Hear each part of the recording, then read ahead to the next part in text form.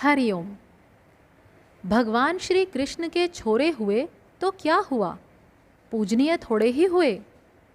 क्या गुरु पुत्री का मुखौटा वाली भारती यानी छोरी इसी रास्ते है? आइए जानते हैं शास्त्रों का एक रोचक कथा प्रसंग। ना समझी से किस तरह भगवान के पुत्रों का हुआ नाश। गांधारी के शाप के चलते भगवान श्री कृष्ण के कुल का नाश हो गया था। उल्लेखनीय है कि गांधारी ने यदुकुल या यदुवंश के नाश का शाप नहीं दिया था। मथुरा अंधक संघ की राजधानी थी और द्वारिका वृष्णियों की। ये दोनों ही यदुवंश की शाखाएं थीं। यदुवंश में अंधक, वृष्णि, माधव, यादव आदि वंश चला। श्री कृष्ण ने मथुरा से जाकर द्वारिका में अपना स्थान बनाया था।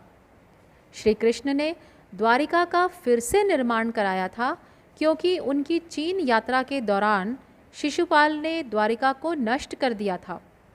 श्री कृष्ण वृष्णि वंश से थे। वृष्णि ही वार्ष्णेय कहलाए, जो बाद में वैष्णव हो गए।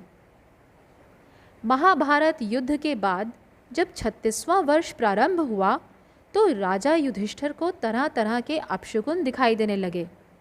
विश्वामित्र, असित, दुर्वासा, कश्यप, वशिष्ठ और नारद आदि बड़े बड़े ऋषि द्वारिका के पास पिंडारक क्षेत्र में निवास कर रहे थे। एक दिन सारण आदि किशोर जाम्बवती नंदन सांब को स्त्री वेश में सजाकर उनके पास ले गए और बोले, ऋषियों, यह कजरारे नैनों वाली बभरू की पत्नी है और गर्भवती है। यह कुछ पूछना चाहती है लेकिन सकुचाती है। इसका प्रसव समय निकट है। आप सर्वज्ञ हैं, बताइए यह कन्या जनेगी या पुत्र? ऋषियों से मजाक करने पर उन्हें क्रोध आ गया और वे बोले, श्री कृष्ण का पुत्र सांब वृष्णि और अर्धक वंशी पुरुषों का नाश करने के लिए लोहे का एक विशाल मूसल उत्पन्न करेगा। केवल बलराम और श्री कृष्ण पर उसका वश नहीं चलेगा। बलराम जी स्वयं ही अपने शरीर का परित्याग करके समुद्र में प्रवेश कर जाएंगे और श्री कृष्ण जब भूमि पर शयन कर रहे होंगे उस समय जरा नामक व्याध उन्हें अपने बाणों से बींध देगा। मुनियों की यह बात सुनकर वे सभी किशोर बहुत डर गए।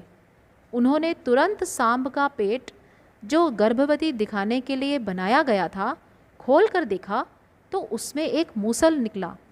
वे सब बहुत घबरा गए। मूसल लेकर अपने आवास पर चले गए। उन्होंने भरी सभा में वह मूसल ले जाकर रख दिया। उन्होंने राजा उग्रसेन सहित सभी को यह घटना बता दी। उन्होंने उस मूसल का चूरा चूरा कर डाला तथा उस चूरे व लोहे के छोटे टुकड़े को समुद्र में फिकवा दिया, जिससे कि ऋषियों की भविष्यवाणी सही ना हो। लेकिन उस टुकड़े को एक मछली निगल गई और चूरा लहरों के साथ समुद्र के किनारे आ गया और कुछ दिन बाद एरक यानी एक प्रकार की घास के रूप में उग आया। मछुआरों ने उस मछली को पकड़ लिया। उसके पेट में जो लोहे का टुकड़ा था उसे जरा नामक व्याध ने अपने बाण की नोक पर लगा लिया। मुनियों के शाप की बात श्री कृष्ण को भी बताई गई थी। उन्होंने कहा, ऋषियों की यह बात अवश्य सच होगी। एकाएक उन्हें गांधारी के शाप की बात याद आ गई। वृष्णि वंशियों को 2 शाप, एक गांधारी का और दूसरा ऋषियों का।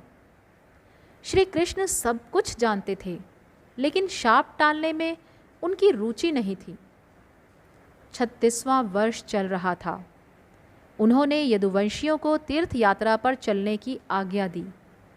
वे सभी प्रभास में उत्सव के लिए इकट्ठे हुए और किसी बात पर आपस में झगड़ने लगे। झगड़ा इतना बढ़ गया कि वहाँ उग आई घास को उखाड़कर उसी से एक दूसरे को मारने लगे। उसी एर का घास से यदुवंशियों का नाश हो गया। हाथ में आते ही वह घास एक विशाल मूसल का रूप धारण कर लेती थी। श्री कृष्ण के देखते देखते सांब, चारुदेष्ण, प्रद्युम्न और अनिरुद्ध की मृत्यु हो गई। मौसल युद्ध। इस आपसी झगड़े को मौसुल युद्ध कहा जाता है। इस युद्ध के कई रहस्य हैं। झगड़े की शुरुआत कृतवर्मा के अपमान से हुई।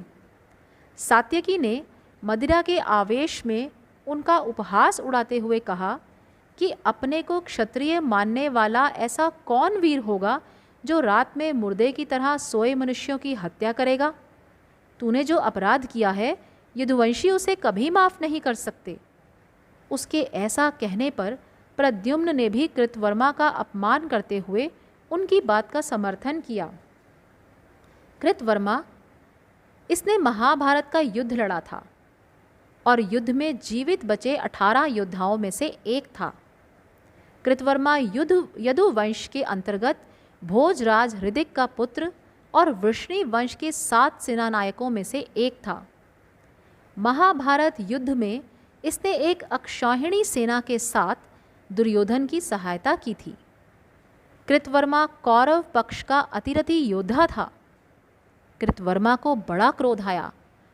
उन्होंने एक हाथ उठाकर सात्यकी का तिरस्कार करते हुए कहा, भूरिश्रवा की बाह कट गई थी और वे मरणांत उपवास का निर्णय कर युद्धभूमि में बैठ गए थे।